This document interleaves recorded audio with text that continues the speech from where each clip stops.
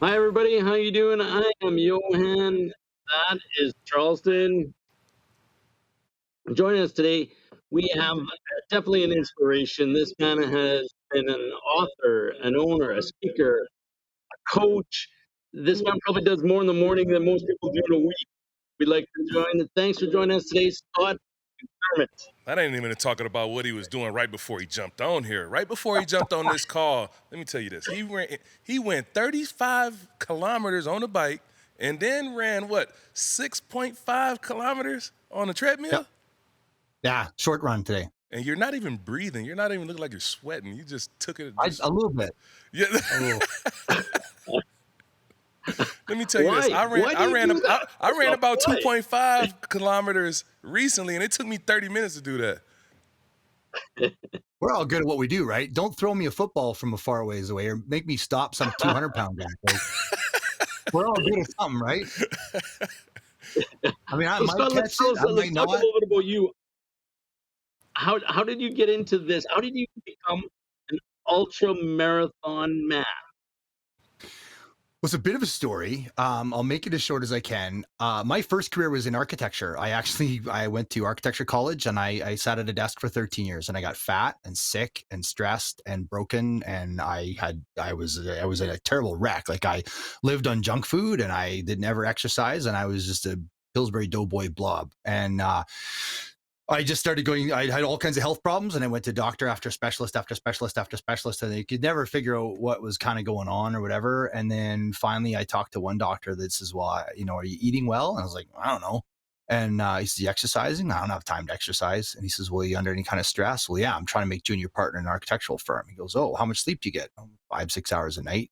Well, you under any kind of stress? Well, yeah, I'm there's deadline after deadline. I'm project manager for multi-million-dollar projects with deadlines. And I'm trying to make a go of it, right? And he's like, well, you need to take care of yourself, kid. You're not going to make it to 30. And I was like, oh, okay.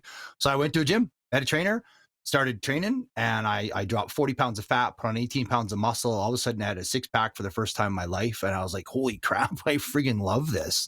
And it was funny because in the office, when I started my change, everybody was like, oh yeah, garbage can's gonna go on a diet. I give it a week, and they would like try to throw me off. Right? They would bring homemade cinnamon buns. Come on, you want one. And within a couple of months, people would come up to my desk and they'd be like, so how did you looking pretty good? How can you? How you doing? And pretty soon, out of 50 people in the architectural firm, like 40 people were on the plan.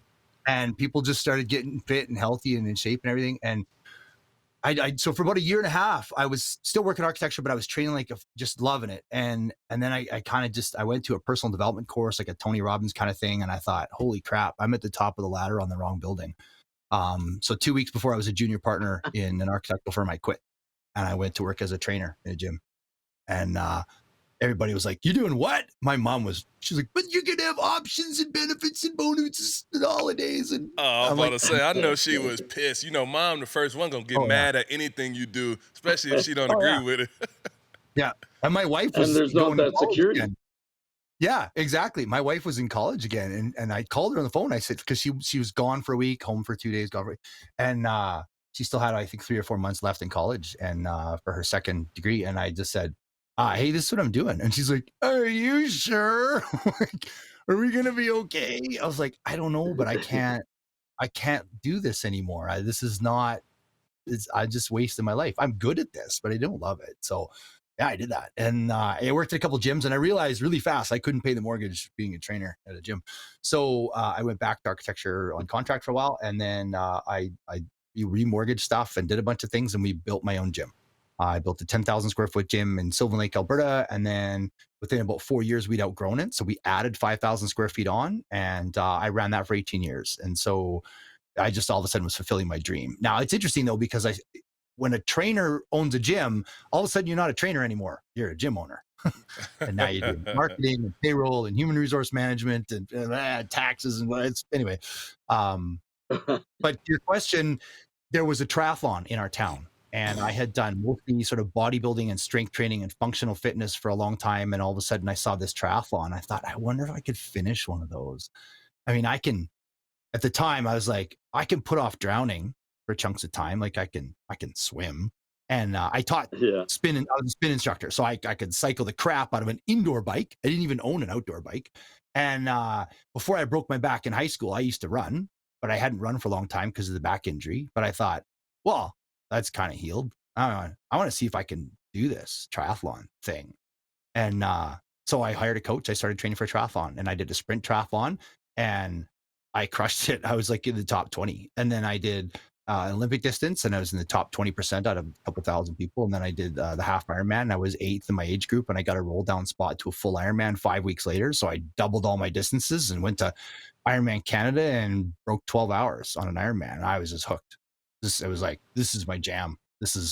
I love this. And so I did that for quite a few years. I got on Team Canada, and I went to the World Championships in Holland and Australia, and I've been down to the States and all over the place racing with the flag on my back, which was really sweet. And then I was training for Ironman Canada 2010, and I was having lunch with a friend of mine named Cheryl, and her buddy Nick Mallet from Australia was there. And we were chatting it up, having a coffee, and he's like, "Hi, you should give Ultraman a try." And I was like, "Shut up, those guys are nuts." And I won't. Okay, what is Ultraman though?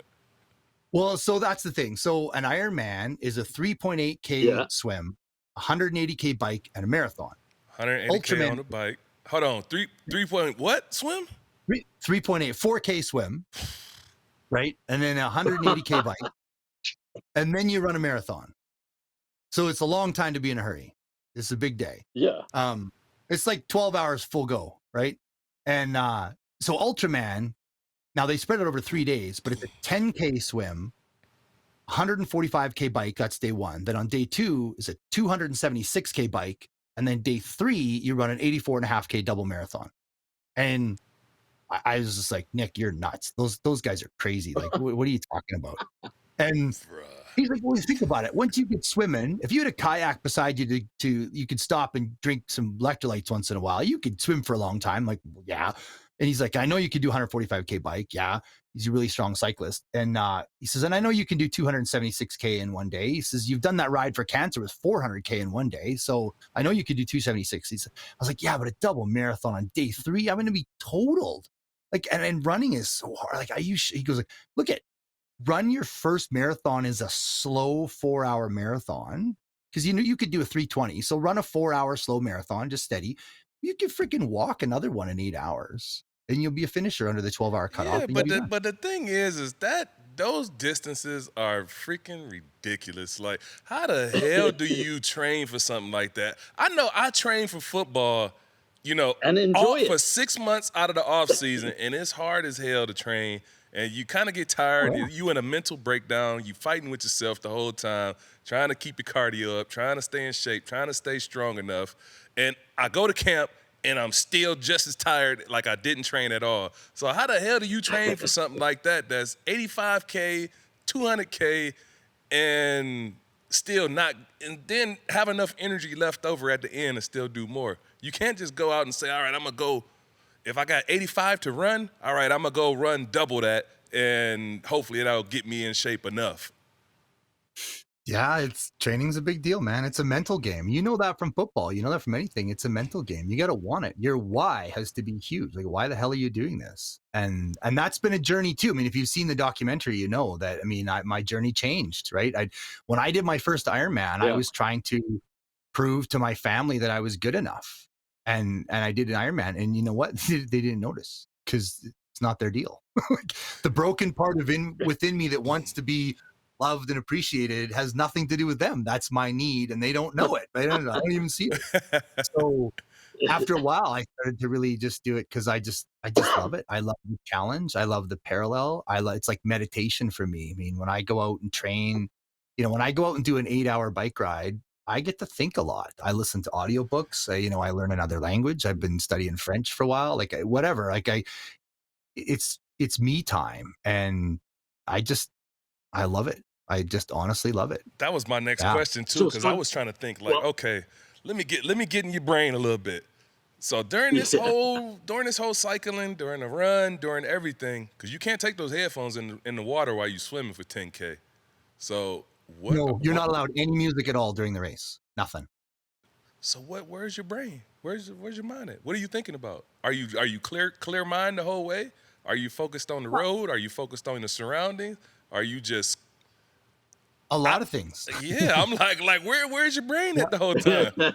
Yeah. A lot of times it's traffic, it's this, it's that, it's the other. When you're swimming, you're like, holy crap, a dolphin. That's kind of fun. But a lot of times it's just you're thinking about work and what you ate and what your wife said and that guy in high school once and whatever. Your brain just gets to go wherever it wants to go, and it's cool. You get to process thoughts.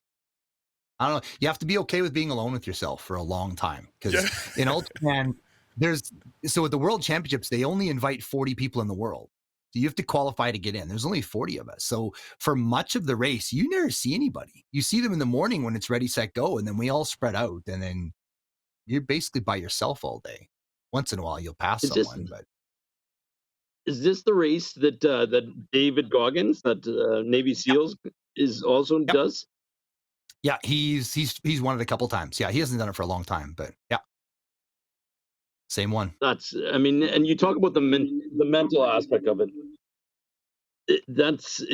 I read his book, and to be able to have the determination to be able to keep on going when you want to give up, and your he's got a rule that it says 40% of the time, or your body wants to quit at 40%, right? And it's the rest, your mental ability that puts you through the rest. Yep. How do you handle that? How do you teach that? It's hard to teach, right? A lot of the athletes that I coach, when I'm interviewing them to see if they're the right fit for me, that's one of the things I have to determine is mental toughness, because I can train anybody to do an Ironman. You'll do the mileage. It's easy, but people won't do the mileage because it's friggin' hard.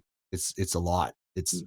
And then you have to be mentally strong enough. I got a lady that I'm coaching right now, and when I was interviewing her, she wants to train for 100K ultra run, and I said, "What's your most recent long run?" Because of course, with the world the way it is, all the races have been canceled. So she says, "So I did a marathon in January," and I was like, "Oh, where did you find a marathon?" She goes, "Oh, I just did it in my garage on the treadmill." I'm like, "Okay, you're mentally strong enough. We're good." Like, you can run a marathon on a treadmill, no concerns. But yeah, it depends how deep you want to dive into it. I love my family, and they did their best, like everybody's family did. I grew up in a boom town, and everybody was an alcoholic, and there was just parties all the time, and all kinds of crap and abuse and junk, and I grew up in a bit of a mess, and then I got bullied a snot ton in high school, and the crap beat out of me, and people throw gum in my hair, and a couple guys thought it'd be funny to slam me in my locker and break all my front teeth, and I grew up running away from bullies all the time, all of high school. So when I'm in the hell of a race, it's nothing compared to childhood. Like, it's a picnic. You sound like you've been through a lot, man. You've had a lot of injuries, so that explains a lot about being, tough, and just being able to persevere through a lot, man. That builds a lot of mental toughness, having to go through a lot of stuff like that. Yeah. Ironman's sweet. Ultraman's sweet. I got my best friends with me, and I'm racing with a bunch of cool people, and it's a celebration of awesome. So let's talk about that. Let's talk about your injury you went through in 2015. You're in Hawaii, right? Yeah. And you're in one of the races. Tell us what happens.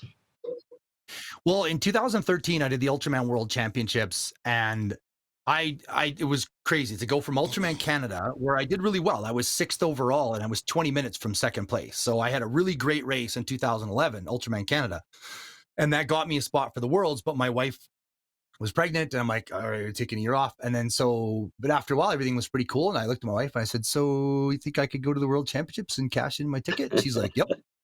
Because you're driving me nuts. You need to friggin' get out of the house and go train, because you're making me crazy. So I went in 2013, and I had a good race, but I'd never been to the World Championships before. And like, I don't know, it's like the first time you go to the Grey Cup, and you're just like, hey, look at all these people. They're really good football players. What am I doing here? Oh, yeah. I just felt like, oh my gosh, I felt like this little kid at the teenagers party, right? And I was overwhelmed. It was beautiful. It was amazing. People were great.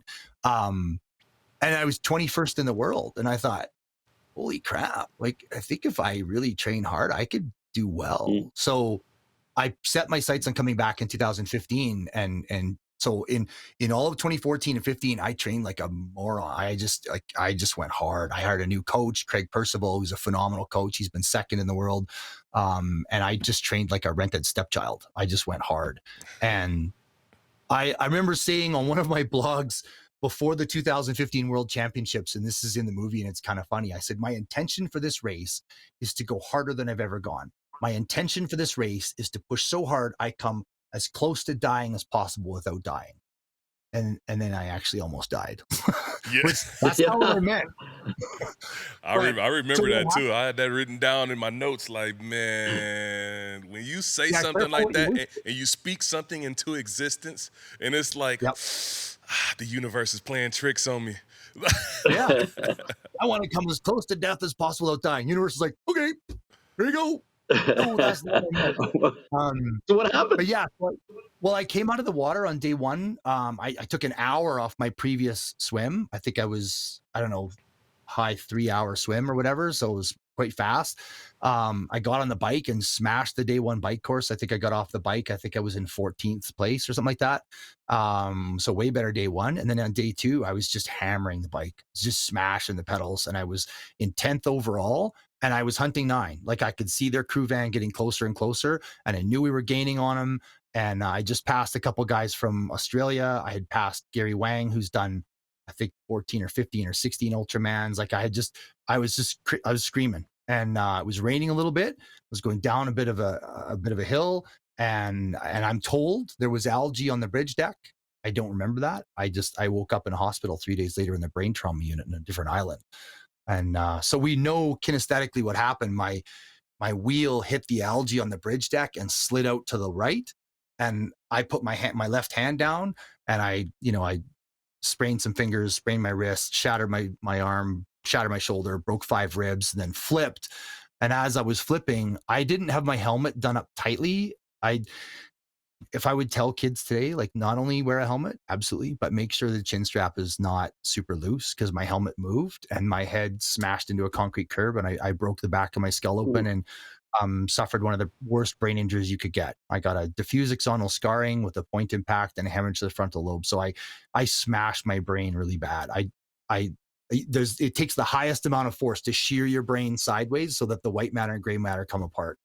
All of the medical textbooks say I should have been a vegetable, so I'm crazy lucky, or whatever, so yeah, I was just trying really hard to be top 5, and boom.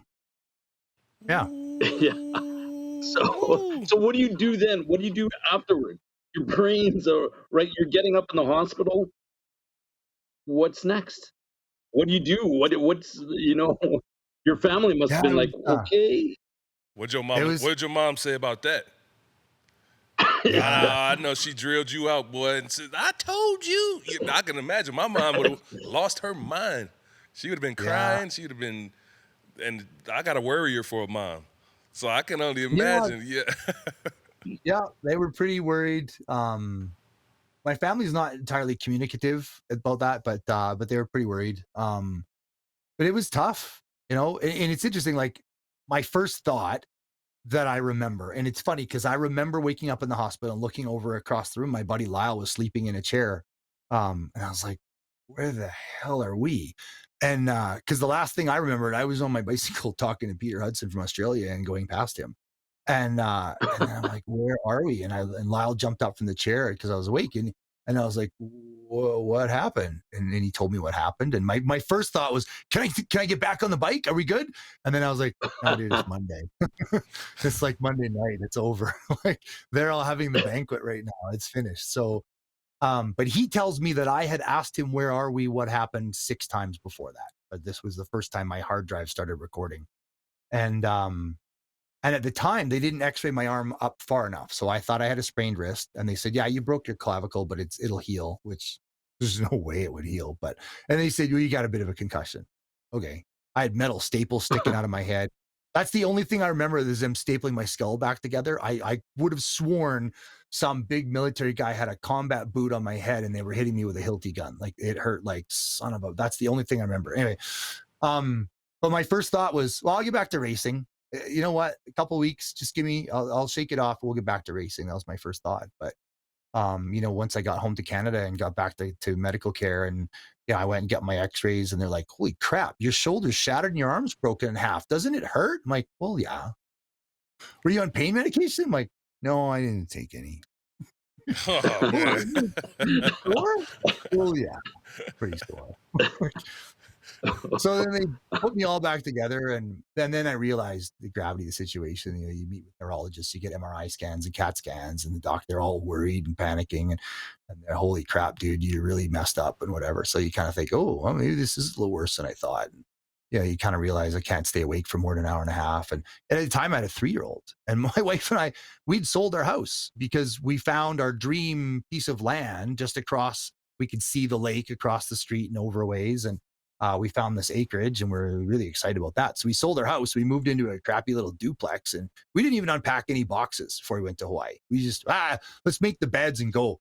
And we'll unpack when we get home. When we get home, and I go straight to the hospital for 10 days, and my wife's by herself with a 3-year-old. So of course we had family and friends pour in to help us and stuff. But, it was January 2016, and Alberta was in a horrendous recession. We had, our government wasn't helping anything, but whatever.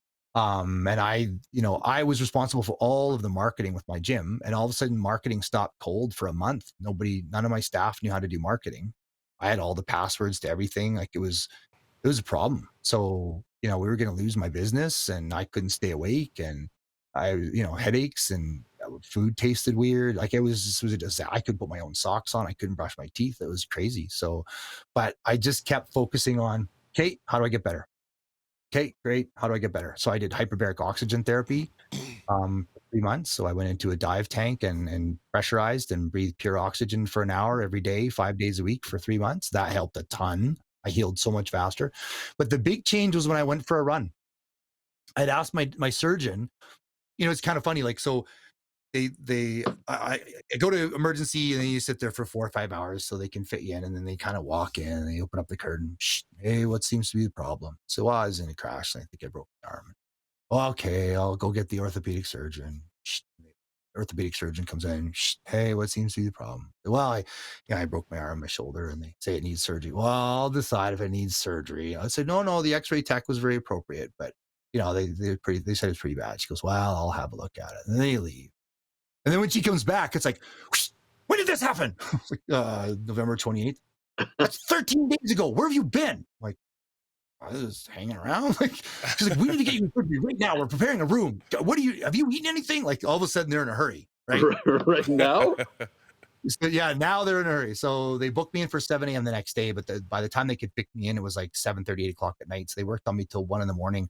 And my memory's really spotty in this time frame, but I remember, and my wife has told me about it to remind me too, but I remember asking her, she said, okay, the surgery, I put the plate in, and we hooked it out of the acromion process. You won't be able to move your arm. We put a plate in your arm, we, bolt up your skull. She's like, do you have any questions for me? I was like, yeah, when can I train again? And she's just like, I just rebuilt you.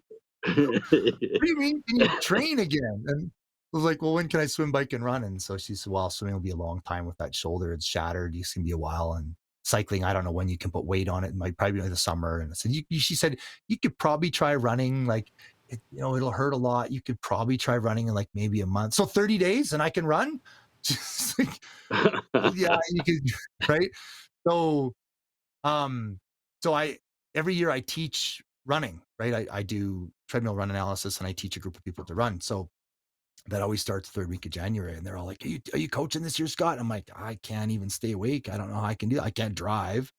And like, we'll drive you. We'll help. We'll set out the run markers. We'll do everything. We'll bring you to the gym. Just, can you coach us? I'm like, well, I'll give it a shot, but if it doesn't work, I gotta warn you, like, I'm not feeling too good. And they're like, yeah, we'll help you. So, okay. So I did that. It was really hard to get through the first lecture because being awake and talking was really hard. I started to slur my words and everything, but I got through it. We went out for a run, and I did a 12-minute run.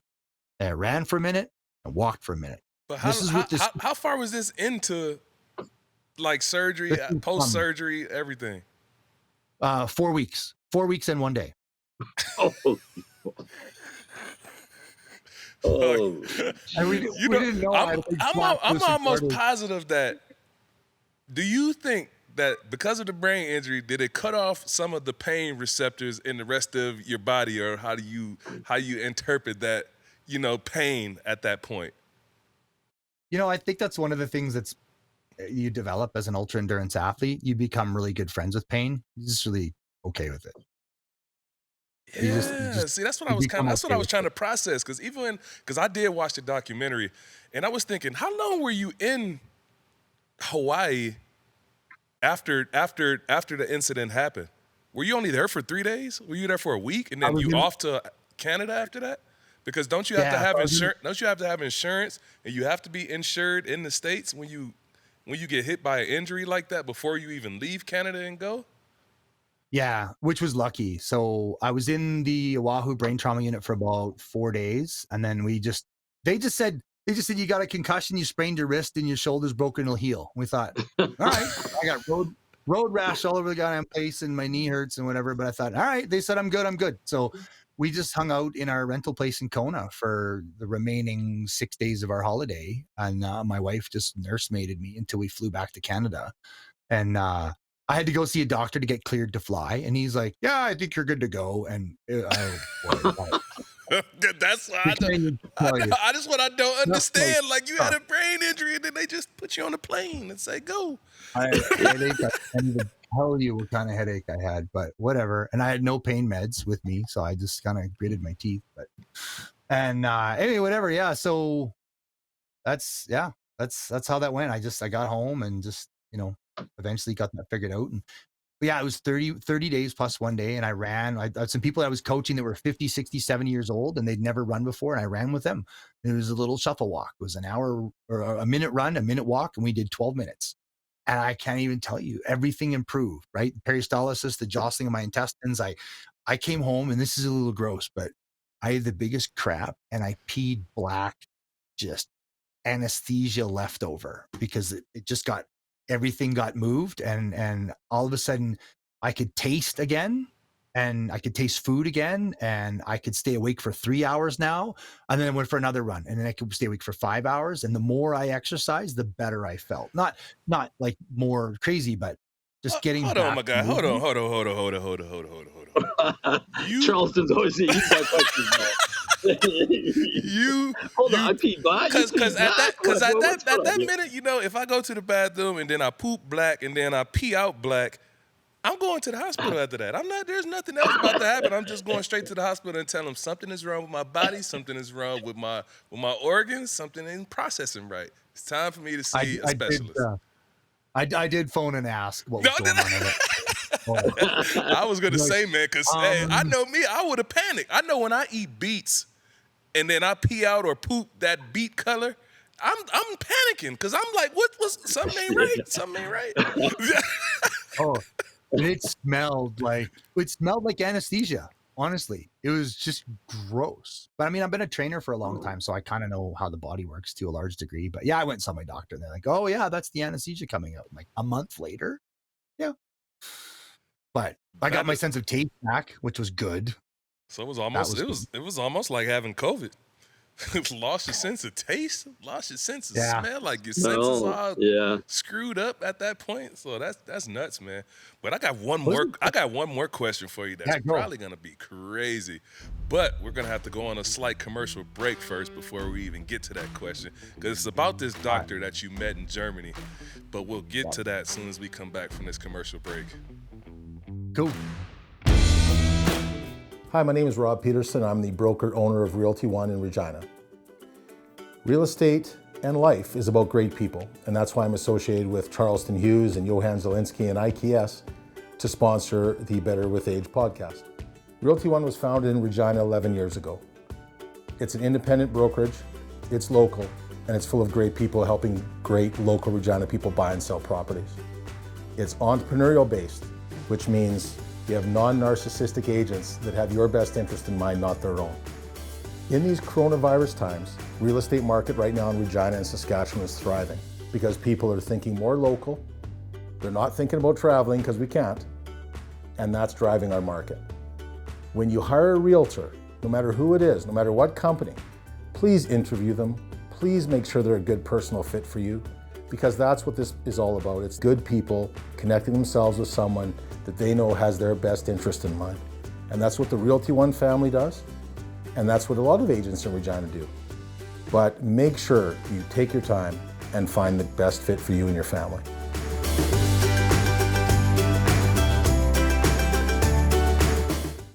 It's that time of year when divisions are decided, champions are crowned, and legends are born. Now, it's your turn to win big. You've heard the name just about everywhere, MyBookie. They're the industry's leading online sportsbook and casino, and it's not hard to understand why. With thousands of lines to bet on all your favorite sports, NFL, NBA, and college ball. Check, check, and check. MMA and soccer, they've got all the latest odds, period. Take advantage of MyBookie's prop builder and live in-game betting, where every single run, throw, and touchdown is another chance for you to put cash in your pocket. Visit their mobile-friendly website today and get your deposit matched halfway up to $1,000. Just use the promo code when you make your first deposit. The best part is they make it simple, with a variety of ways to deposit instantly, including credit card, bank transfer, Bitcoin, and more. Whether you're at home or on the go, on your laptop or on your phone, it's not too late to make your New Year's resolution a resolution to get paid. Bet, win, and get paid at MyBookie.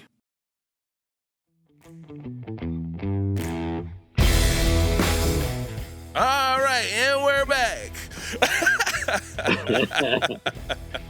No, that was awesome. But the one thing that I did want to ask before we went to that break was about this doctor that you met. Like a vegetative specialist or what? Vegetative training, yeah. Yeah, vegetative. I want to know what this doctor what was the process? I've never heard of a doctor like that in my life until I watched your documentary.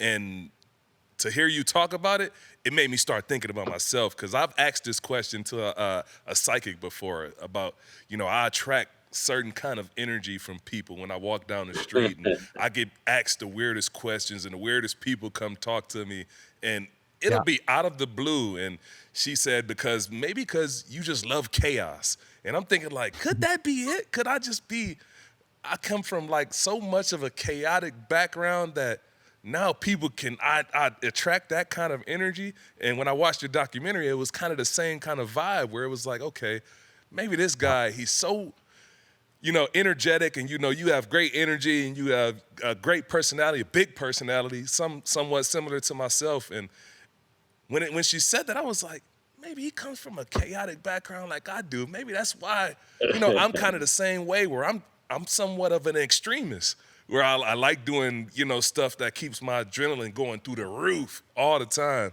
But I don't know, are you the same way? 100%. Yeah. Like, I came from a pretty crazy background, and again, I don't dwell on my past. It's just what it was, right? I mean, I was it is what it is. I was beat up all the time, and there's just all kinds of crap stories that are just not any fun to get into.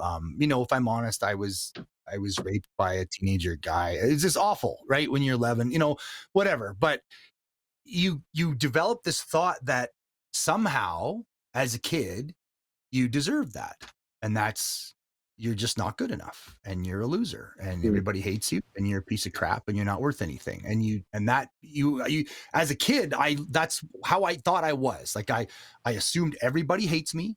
I'm not good enough. I'm a loser. I should never succeed. That's just what I thought from where I came from. And then when that doesn't exist in your world, there's a part of your subconscious that goes looking for it, and it recreates it. Which sucks. So if you look at the raid, like, I'm 10th in the world, I'm hunting 9 and gaining on him, and I know who's 8th, and I know I can catch them too. And that part of your brain that thinks you're a loser starts seeing you being a winner. It's like, whoa, easy there, Tex. No. You're not, everybody needs to feel sorry for you because you suck. So it pulls the wheels out from under you, literally. And, when I was training to get back to the worlds, and kind of the pivotal point for me, like, everything was going along, but I was aware, like, there's always this thought in my head, because I've raced long enough to know that I've had so many times where things were going really well, And then suddenly something out of nowhere would happen and I would do okay. I was like, well, where did that, I was doing so well. Why did it do that? And so you kind of start to think, well, did I do this somehow? Did I crash my bike on purpose? And then I was training in Arizona training camp. So every February or March, I go down to Arizona and I spend, 7 or 8 days down there with a coach and we just beat the crap out of ourselves. We do triple mileage, we're doing 3-a-days every day. It's like training camp, right? You're just smashing your body to oblivion for an intense period of a week. But you separate yourself from the rest of your world. So all I have to do is eat, sleep, swim, bike, run. So you can do a lot of mileage. And it was the last day and I was running with a couple of pro athletes and running really fast. And I knew I was still having issues with my brain, knowing where my feet were, where it was a little bit off. It was a bit of a delay. Like I would go to reach for a glass and miss a couple times, right? That was still not quite. Yeah, that was a back sign. to Those are good. signs of concussions and Exactly. cognitive issues. Yeah. That's right. And I was doing all the things with the lighted pen, do you have to do, and you have to look at the colored boards and say the name, not the color. And I had to do all these, the eye circles, and I was doing all this neural therapy, but still a little bit off. And I was aware of that. But I was feeling really good. Camp had gone really well and I was keeping up with the elites and the pros and I was feeling really great and everything was going well. And then we're almost at the bottom and I tripped and I fell. And where I put my hands down in the rocks, I folded 6 fingers backwards. I dislocated one completely and gloved it to the ligaments and tore one apart. And they had to re-put it on. And, and you're just like, are you kidding me?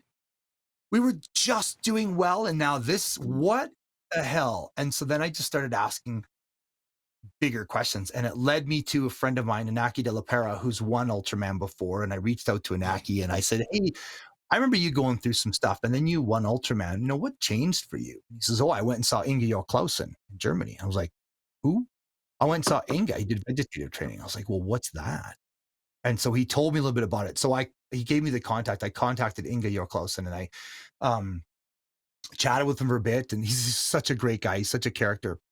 So he was doing phone sessions with me. So I brought my phone up on the edge of the wall, and then I would lay on a yoga mat on the floor, and he was guiding me through these breathing techniques, right? Certain breathing, and then he had me in my mind go back to the accident, stuff like that, whatever. And we did about 2 or 3 sessions, and I kind of thought, I don't know what the hell we're doing. This seems really stupid. I'm just laying on the floor breathing. And but I mean, it worked so well for a couple of people I knew, like Jeremy and Inaki, and I thought, well, I'm just going to trust, right? So we're doing the session, and Inga says to me, goes, yeah, this is good, but you have to come to Germany. I have to see you in person. We need to see you. You can do this. I need a week. I was like, Germany? Crap. Because we were still struggling. And I told my wife about it, and she's like, yeah, you need to go. So I booked him flights and an Airbnb, and I went to Kiefersfelden in Germany, and I spent a week with him. And yeah, it was insane. Like I would walk to his treatment center in the morning, and I would literally just lay on this, like a medical bed thing or whatever, like one of those blue vinyl beds, right? You lay there, and he would push me through a breathing process. And it was actually really hard work. Like you lay on your back with your knees bent at 90, and then your arms are in a certain spot. Then you have to roll your shoulders back and then breathe in as far as you can, and then breathe in a little further, and then a little further, a little further, and then breathe out till it's all gone, and then more out, and then more out, and more out, and then all the way in. You do that for an hour while he's coaching you through the accident and childhood and bullying and all the things that I've gone through my life while we're doing these. And my legs had to be apart and together, straight and up and over. My shoulders did different things. And, he's moving my body stuff, and stuff just started to release. And I would do an hour session with him, and I would go back to my Airbnb, and I would sleep 17 hours. And then I wake up, what the hell? And I'd eat something, and I go back and see him again, and I go for a run or whatever. And it was almost like he coached you through like a dramatic relief of bad omens, like everything that you probably kept internal within that you've been holding in for all this time, and really you just needed somebody to kind of coach you through how to just let all that shit go. in the end, Totally. when it comes down to it, just put 100%. everything that happened to you in the past. Breathing technique is absorb it, bring it in, take it all in, take as much of the bad as that happened, recognize it, know it happened, and then in the end, breathe it all out, let it all go, put it all behind you, let it just release it all. Yeah, because there's lots of science on this too. In North America, they've copied this traditional technique, vegetative training, and they call it TRE, trauma release experience. It's the same thing. It's releasing trauma. And there's a great book called Your Body Keeps the Score. Geez, I forget who wrote that one, but it talks about how whenever there's a traumatic event, it lands in your cells and stays resident. And then something will remind you and you'll kind of relive it. And it can hold you hostage forever and ever. And so, one of the things that Inga guided me through was, and he just starts asking these questions and he's looking for the answers. And then, he comes back to the fact, says, well, so I was adopted, right? And so I was born, my mom was 17 when she had me. And it was 1969. So that was frowned upon to have a child and give it up for adoption. That was, when you're not married, that was a bad thing in the 60s, right? So she gave me up for adoption, but when you have no time with your mom in that time of the world in the 60s, right? So they just pull you away and they stick you in a little cubicle by yourself. And they did all the tests on me and I had a hiatus hernia in my esophagus. So I was defective. I wasn't fit for adoption. So I stayed in the hospital for 6 months. And Inga's like, yeah, that's the cause of everything. Because as an infant, instead of laying on your mom's chest and having that skin to skin emotional contact with that person that built you, you had a plastic box and nurses that came by once in a while. And I'm sure they were lovely, amazing people, but they're not your mother. They're not cuddling you constantly. They're not attending every need. You can lay in there in that plastic box and scream for 2 hours till the next shift change. There's time to deal with you because there's a cardiac emergency somewhere. So he's like, your brain hardwired that the only way to get attention is to hurt. And I was like, dude, you just explained my whole life. The only way you can get attention is to be hurt. Well, shit, you just explained. I did that over and over and over again. And so once I learned that, then, when I went back in 2018 and raced, I didn't have to hurt. I got to push really hard. I got to challenge myself. I was still 25th in the world on the hardest course they ever had. We did in 2018, they had to change the bike course and it was the equivalent of halfway up Mount Everest. And I still did well, but I didn't have to hurt. It wasn't punishment. It was effort. So up to that point, did you know yourself as good as you knew yourself up to that moment? Till he took you down that whole path. I had no idea. I had no clue. I mean, I'd done all these personal development courses and they would take me so far, but there was always a stopping point where I didn't go the next step. And they set me free from suffering needlessly. Yeah. It's been unreal. And, in 2020, when COVID hit and there was the big shutdown, everything, gyms weren't allowed to stay open. My typical response started up. I was like, all right, we're going to dig in. We're going to do online courses and online this. We're going to do that. We're going to do all this stuff. And for 2 days, we were digging in. And I kind of thought, wait a second, what are you doing? And then I did the math. I talked to my accountant. I talked to my bookkeeper. I talked to my business coach. And I was like, this is stupid. We're never going to make it. This COVID thing isn't going to be 14 days. It's not going to be 3 months. It's going to be 2 years. You've opened the can on fear. You don't close that again.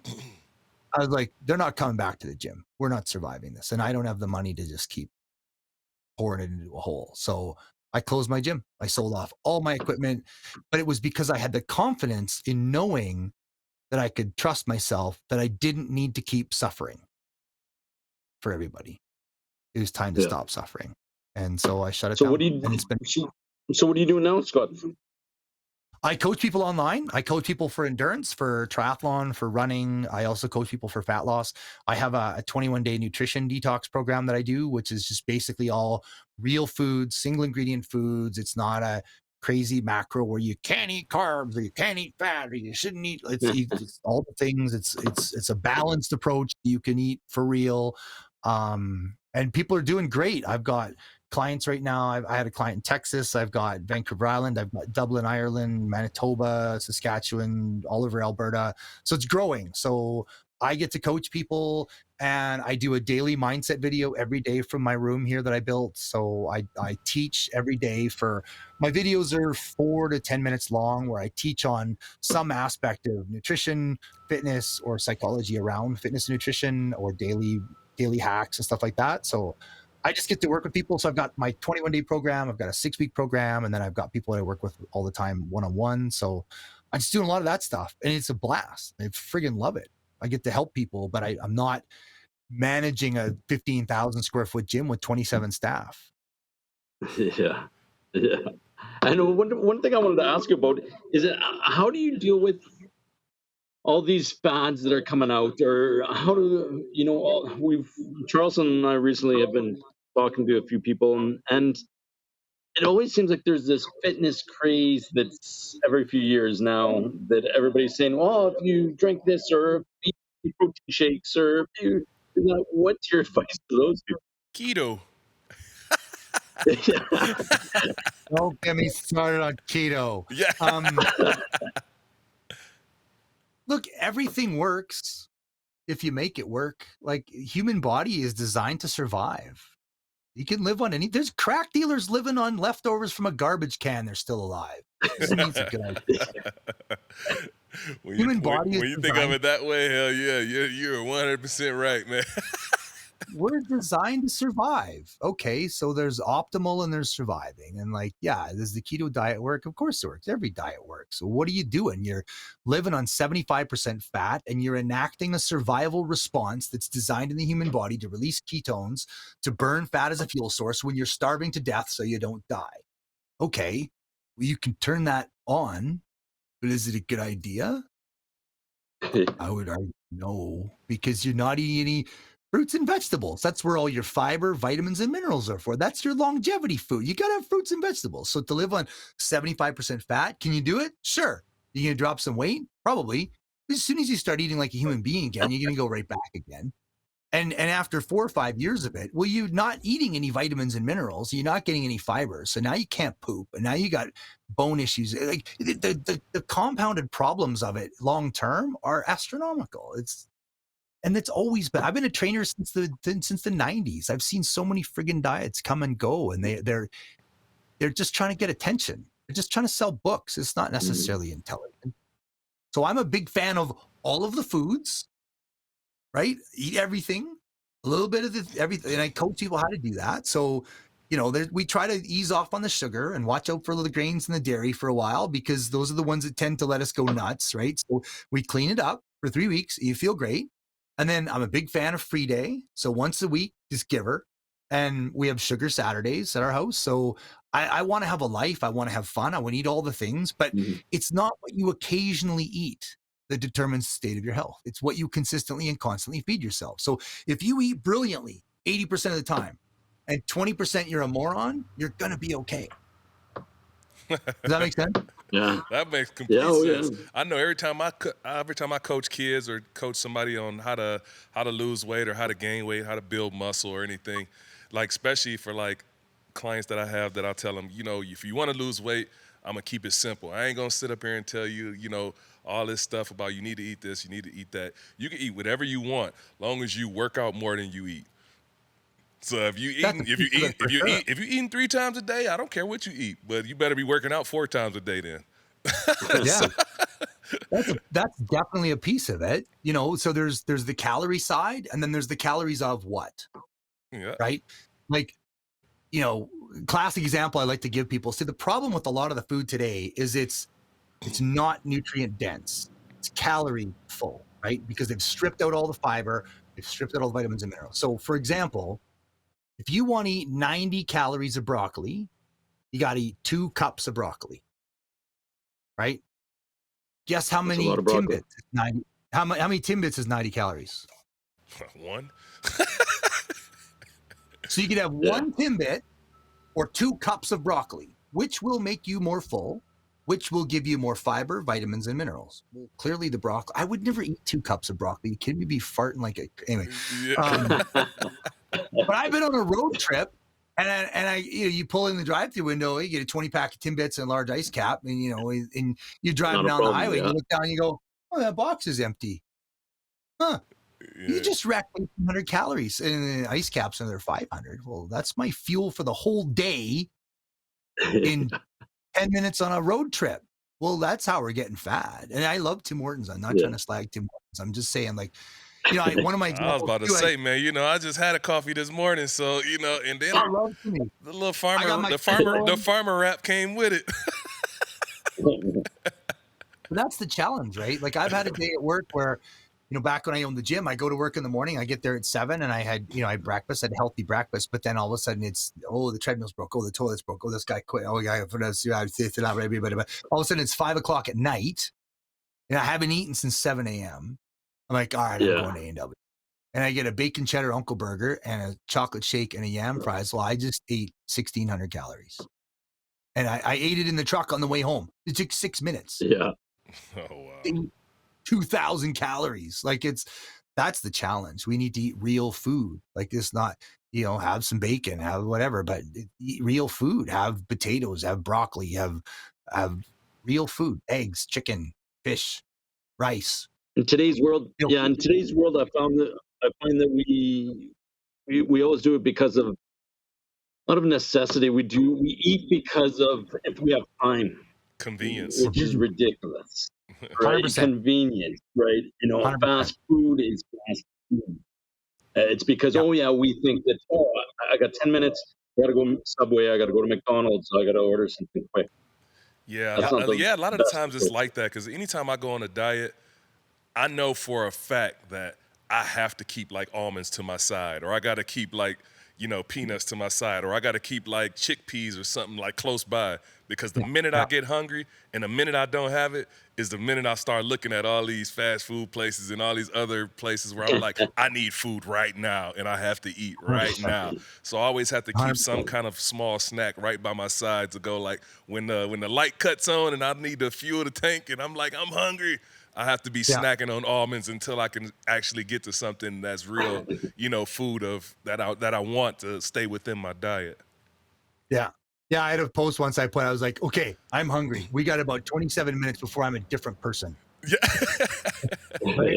It's true. You got to eat. You got to feed yourself, but you have to be prepared for that, right? And our society is not designed for it anymore. You go to a fast food restaurant or you go to a gas station, there's no food there. So you got to find, and that's the other thing, you got to find a salad with chicken or a salad with, whatever protein source. But it takes a long time to eat a salad. I can slam down a burger in 6 bites and I'm back working.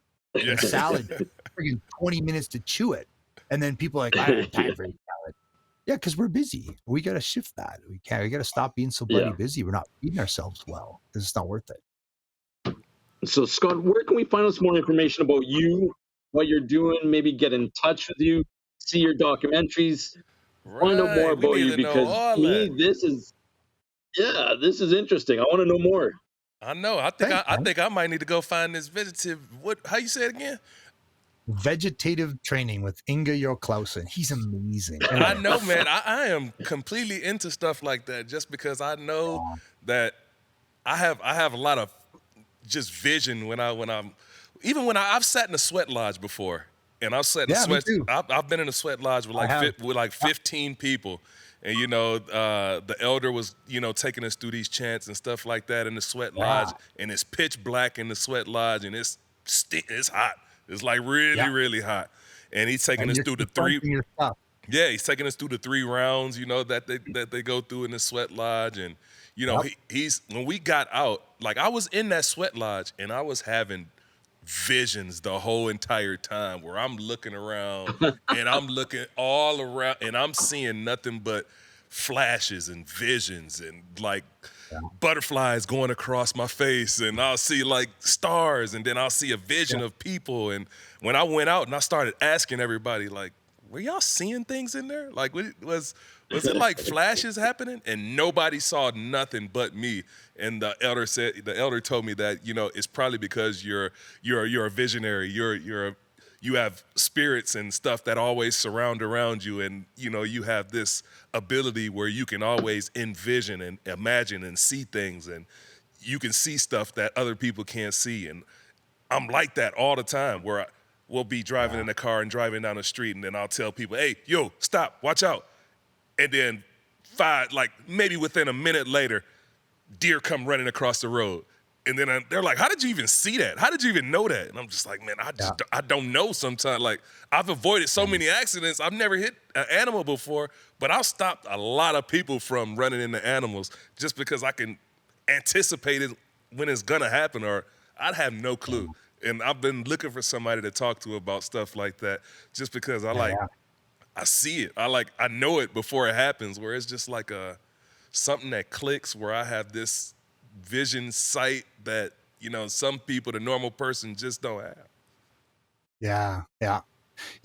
And part of it, you're being an athlete too. You're very attuned to you're used to listening to your body. And so it gives us signals. Like our body is capable of things we're not aware of and not able to understand. And that's part of vegetative training. Like it's waking up the vagus nerve and getting your body to self-repair and because we're crazy, amazing creatures, but we have no idea. And most people walk around turned off.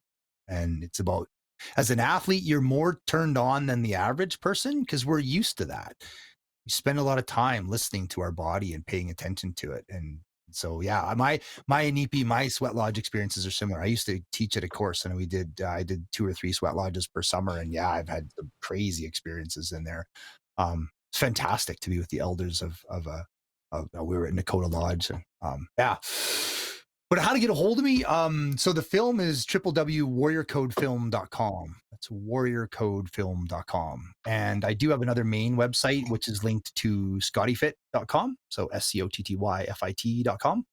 So I wrote a book called If Your Body Were a Car, You Wouldn't Treat It This Way. And so that's, the site's also called yourbodycar.com, but scottyfit.com points to it. So we can find it on Amazon, or where can we? Yeah, I wish you could. Amazon's tough. You just at my website. Okay. Amazon's tough because my book is full of graphics, because there's a whole exercise section, there's a whole nutrition section, there's a whole motivation section, and there's tons of pictures. And so when I tried to do the Amazon trick and upload it to Amazon, they're like, your file's too big. I'm like, okay. So I went to my graphic artist. I said, can we downsize it a little bit? So she's like, okay. So she made it fit to their standard. And I sent it, and they said, your pictures are grainy. So I just gave up. So if somebody knows how to get my book on Amazon, I would love to, but I gave up. So reach out to them. I've got an ebook too. I think the ebook's $5. So if you want, I can send a PDF file too. But yeah, awesome. And I'm on Instagram and I'm on Facebook and all that kind of good stuff. So LinkedIn and all those things. Well, we really appreciate it, Scott. We really, for me, it's been an inspiration. I want to know more. I'm going to find out more about you. Maybe sign up for the 21 days or the 6 weeks. But I know I'm definitely going to be in touch. Thank you so much for telling your story. Charleston always finishes off the show with his words of advice or words of wisdom for our guests. Yeah, man, that was awesome, man. I appreciated your story, man. I appreciated your personality, everything you brought to our guests. We appreciate all of the people that come on, that watch our show, all the people that come on our show too. So now that you're a part of the Better With Age crew, man, welcome. But the one thing we want to say is there's many things that get better with age. There's whiskey, there's wine, there's cheese, there's all these great things that get better with age. There's knowledge as you go through your walks of life. But the most important thing of them all is friendships. And we're happy for you to be a friend of me and Johan and the Better With Age crew. And shout out to all the listeners out there and the viewers out there. We appreciate y'all every single time y'all click on this and come listen to us chat it up for a little bit, especially with great people like this guy right here. Scotty Fit. I got to ask you a question. You talk about Better With Age. How old do you think I am? I love to ask that people. Probably if I was to put a guess on it, you don't got no hair, so I'm gonna push you up to about 47. You said 47? Yeah. What do you think, Charles? I'm gonna say I'm 38. No, I'm 37. What am I doing? I'm so stupid. No, Don't say that. I'm gonna hit you with 57. Oh, there you go. I'm 52 this year. So there you go. I tried to 52 was my first guess. That was the first thought. 52. Because you said born in '69, right? Oh yeah, see, you listened. Yeah, you paid attention. Yeah, but yeah, 52. When I do nutrition talks to the high school, I love getting them to guess how old I am. Like I train 30 hours a look week, young. and I'm going. You look Yeah, I very feel young. good. That's If you knew he was born in '69, how you guess wrong? I wanted to be polite. Yeah. It's called being polite, Charleston. You gotta be polite to the guest. Oh, so I'm the asshole because I said it's all good, 57. man. Yeah, it's all good. So good. I was like 57. What the hell? Yeah. But man, it seems like you got the energy. I want that energy. I want that. I want to learn more about this. It's fantastic. Good for you. Congratulations on everything you've accomplished, and all the best to you. Thanks. It's been great, guys. It's really good to get to know you. I've enjoyed watching your podcast, so it's great to be on the show. Thank you so much for having me. Thanks. Till next time. Ba-doom-doom.